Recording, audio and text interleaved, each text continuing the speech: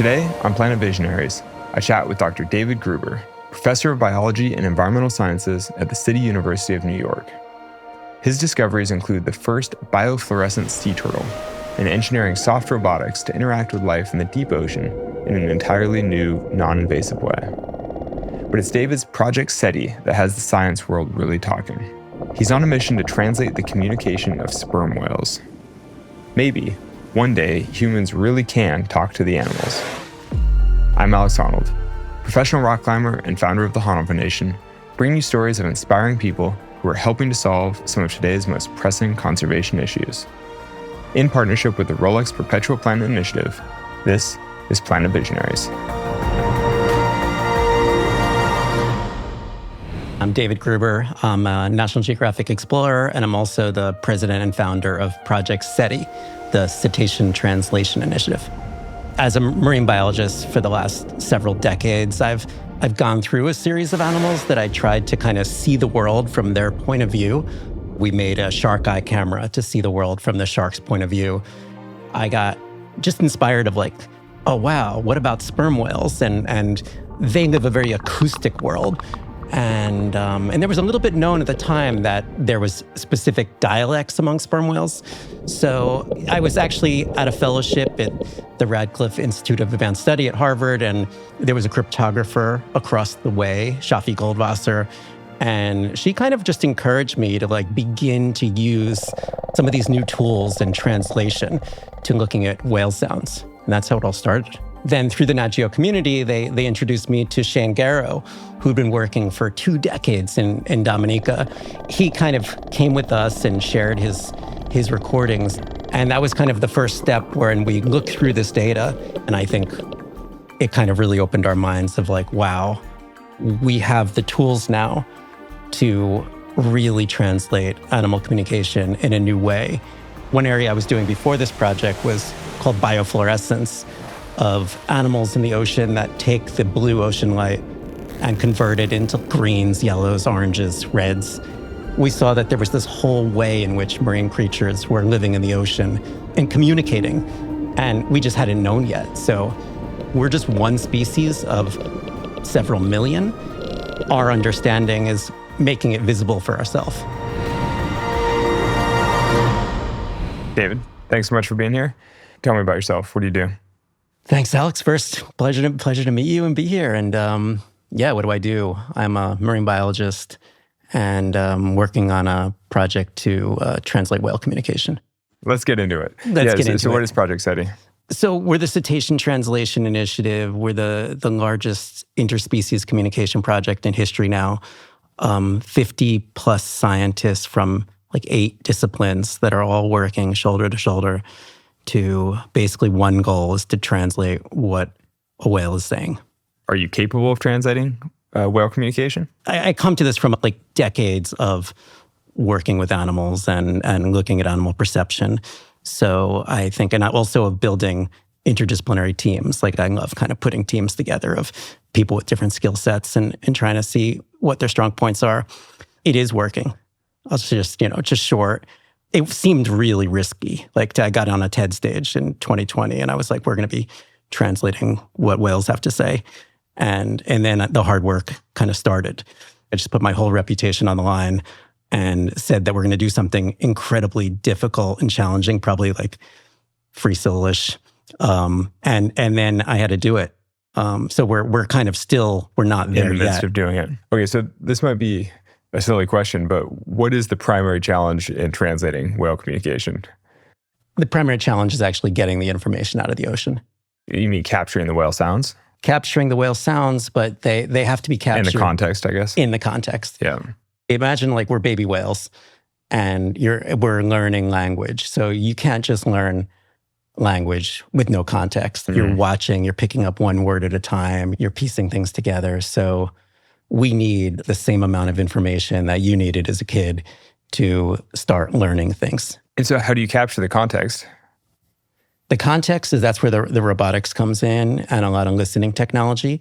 So we have their biosensors that go on the backs of whales, very small, and their suction is inspired by suckerfish. So they only stay on for a short period of time.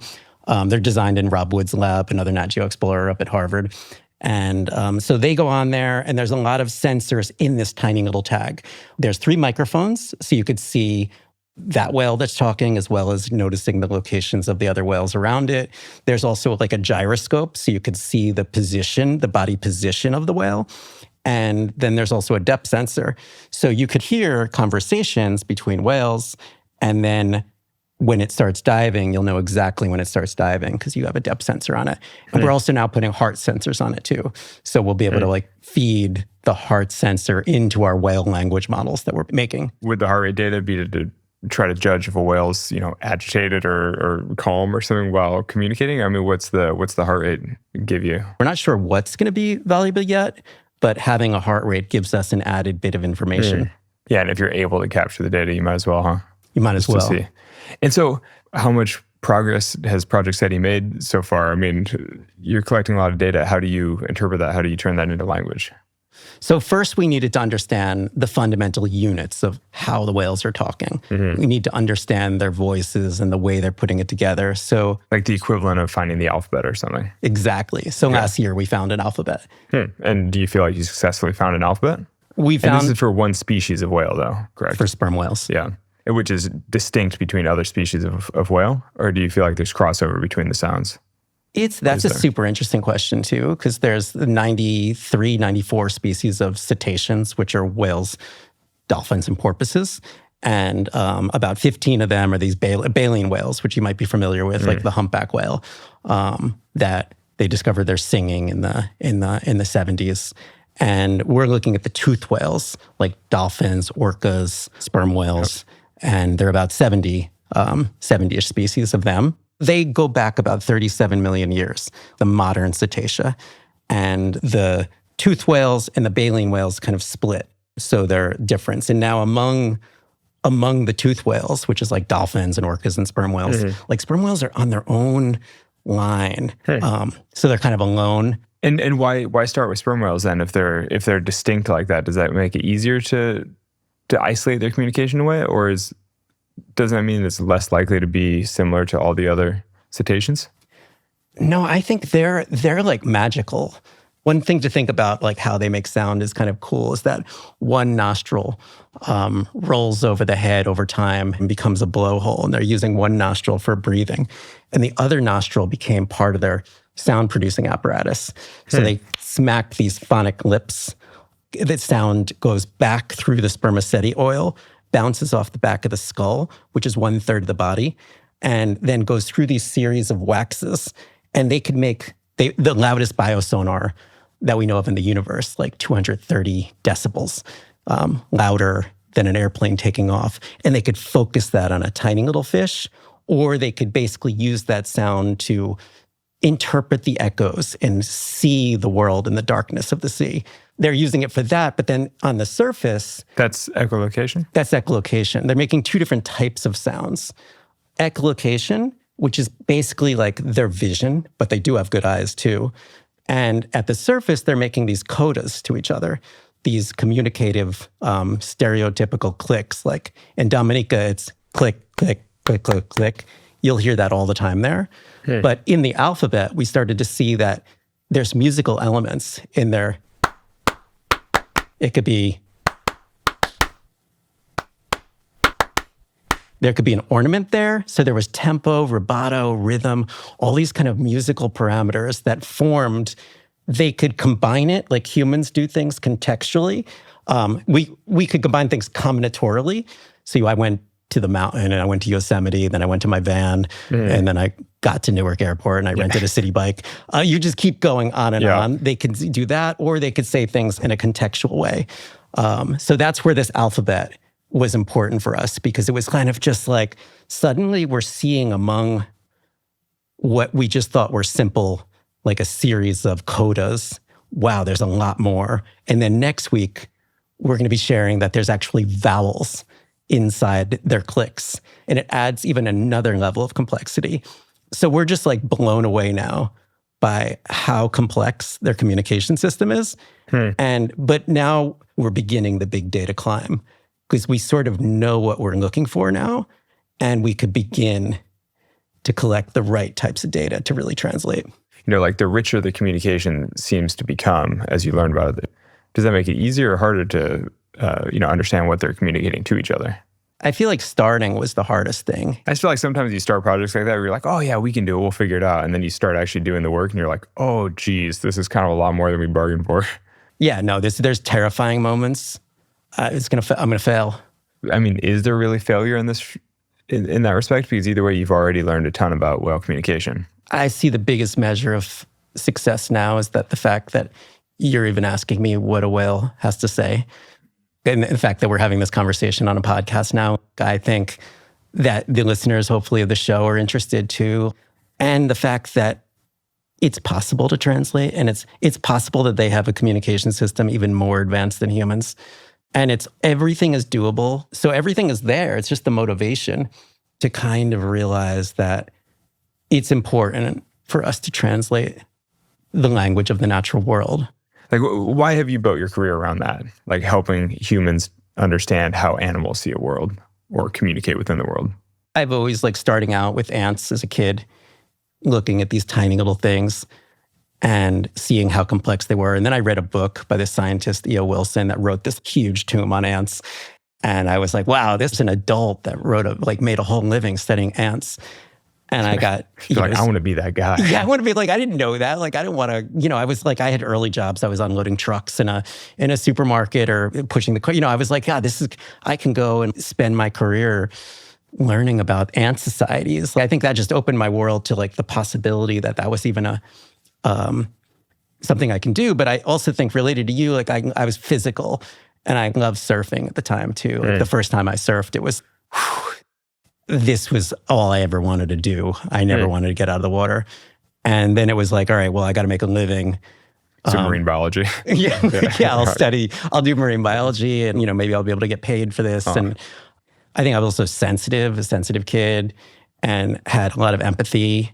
And I felt like if by looking at ants and then I moved to jellyfish, just staring at them for hours and feeling how they feel the world, I don't know, it was just so enjoyable to me. I feel like empathy in some ways is a core of all the work projects you've been doing. It's how do you help understand the experiences of others, in this case, other species? Yeah, I'm just a vector, I just listen. I'm so fortunate right now. I've been able to go all around the world into these remote coral reefs, and I've been at the bottom of the ocean. 2019, we went to Greenland, and we went under the ice at night to go look for, maybe there's glowing animals there. And we didn't know we'd find anything. And I went with John Sparks at the American Museum of Natural History, and we just kind of found another diver that would come with us. And we wanted to go to a place that gets 24-hour light some of the year and then 24-hour darkness. And we went into the water there and we came up with a biofluorescent fish that was living there. And but I think it's not like we could have just done this. It took so many years of knowing how to do these kind of complex marine biological operations and knowing how to be able to make a finding on something that we're not sure what we're paddling into. I'm getting to that stage. We've been through enough types of marine biological research that it's kind of how to thread the needles. I mean, it seems like just running Project SETI would be all-encompassing, or could be. How do you fit in the other projects that you're working on and teaching and things like that? I think now I'm just getting to the point where SETI keeps growing. So now we're at 50 scientists on the team. And that's a lot to manage. It's a lot to manage. And I still love to do the science.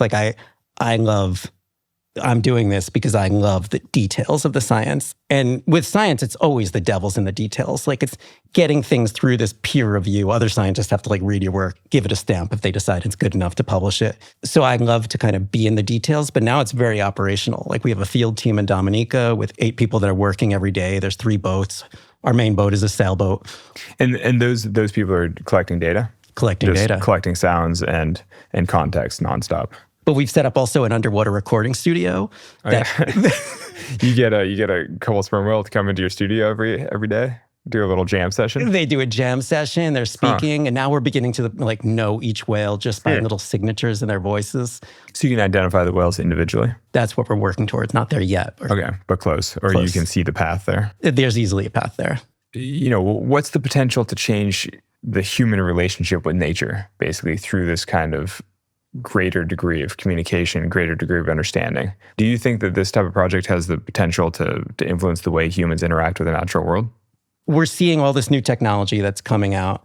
There's fearful that it's going to like take jobs. AI. Yeah. So we're going through this like huge transition moment as a species. And I think for me, this is like almost like an art project. Here's an idea of how AI could be used to like understand whale language. Here's this amazing tool AI that's landed on us. It might be the most impactful scientific technology in our lifetime that's getting plopped on us. Okay. You could use it to like go to the corner store to like write your emails better, or you can use it to Communicate with other species. Yeah, that's what's so crazy about humans. Like we climb mountains without ropes, and occasionally we like do this artwork. We write poetry. Like we could translate the natural world. Like I think it's just a testament to like the magic and the possibility of what humans could do in the future. I love talking to like third grade classes. I just go right in and they like understand right away, like, oh, finally some adults are doing. On board. Yeah, finally are doing what we've been wanting to do, is somebody like translating what a whale's saying. So, it's just a beacon of hope. I don't have any like grand visions that this is going to change the whole world. It's a nice way to live.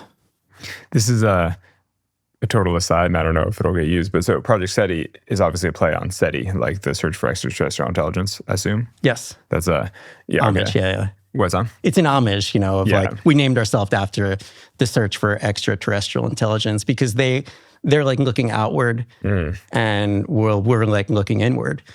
If we would go to some other galaxy and find a sperm whale and it was communicating, we would need to have these tools to translate it.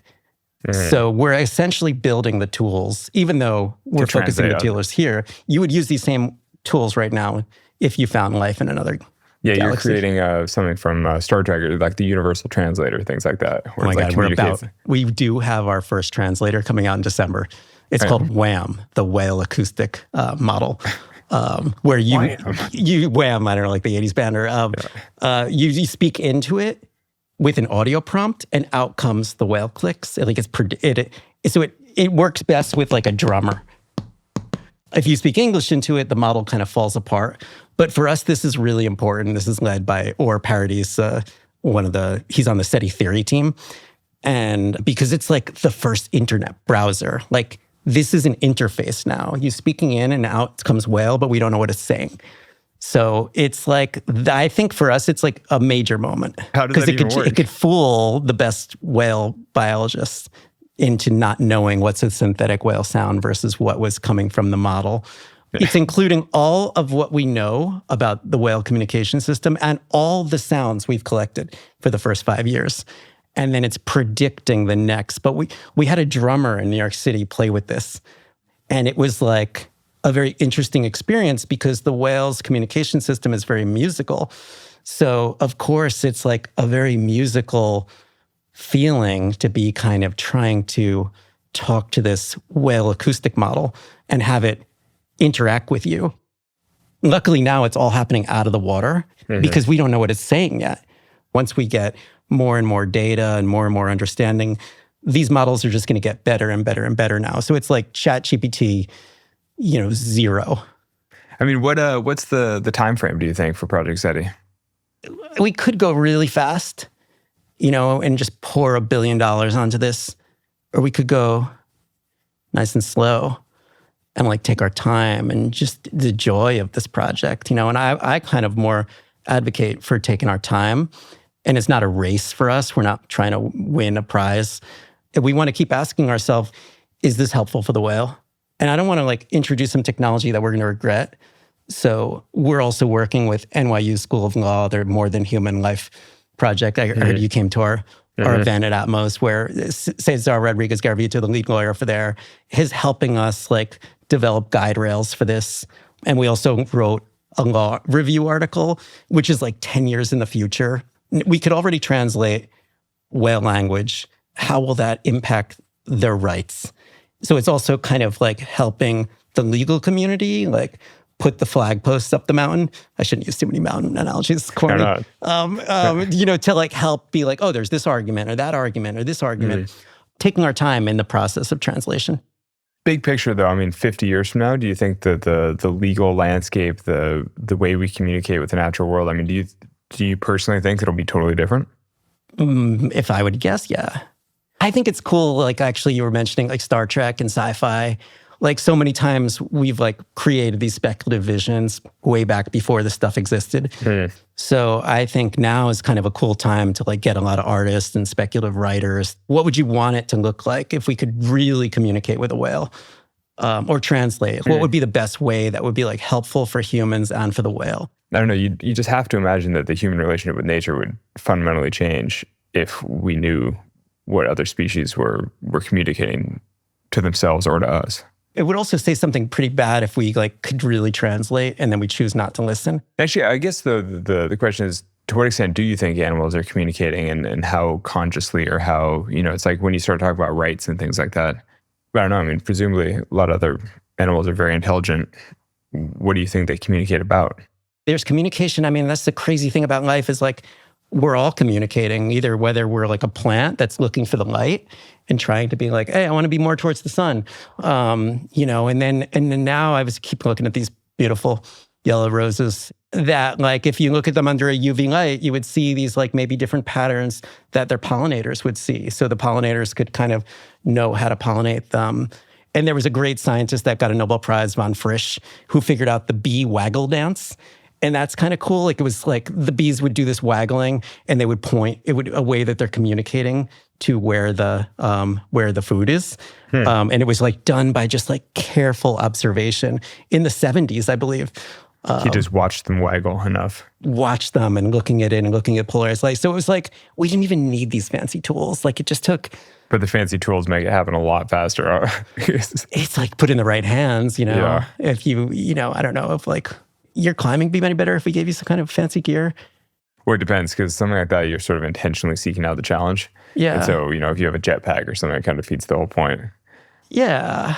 But in the case of communication, if the point is to communicate with other species, use whatever tools are on hand to There's going to be help figure it out. jetpacks. There's going to be definitely jetpack. I mean, but the thing with climbing is that it's always fundamentally sort of silly because you can generally walk around the back.